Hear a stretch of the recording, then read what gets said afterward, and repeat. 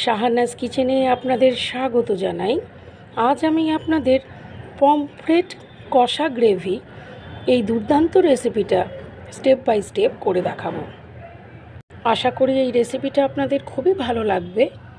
আর ভালো লাগলে আমার এই চ্যানেলটিকে নতুন বন্ধুরা অবশ্যই সাবস্ক্রাইব করে দেবেন।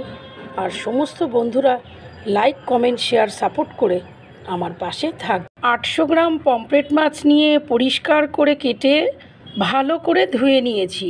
মাছগুলোতে সামান্য হলুদ গুঁড়ো, লঙ্কার গুঁড়ো, নুন আর 1 টেবিল স্পুন সর্ষের তেল দিয়ে ভালো করে ম্যারিনেট করে 15 থেকে 20 মিনিটের জন্য রেখে দিলাম।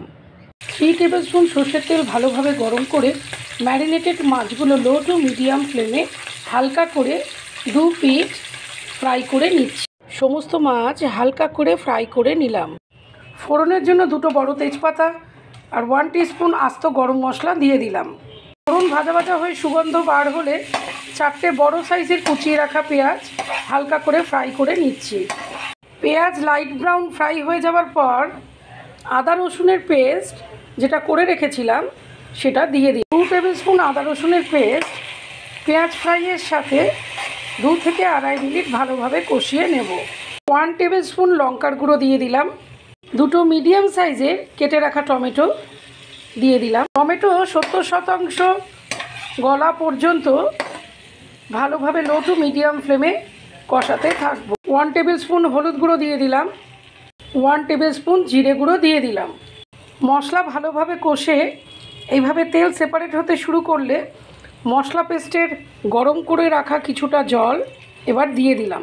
চিড়ে রাখা 5টা কাঁচা লঙ্কা দিয়ে দিলাম। স্বাদ মতো নুন দিয়ে দিলাম। লো টু মিডিয়াম ফ্লেমে 2.5 থেকে 3 মিনিট গ্রেভি ফুটিয়ে নেবার পর ফ্রাই করে রাখা মাছগুলো দিয়ে দিলাম। 2 থেকে 2.5 মিনিট লো টু মিডিয়াম ফ্লেমে গ্রেভি সহ মাছ ফুটতে দিলাম।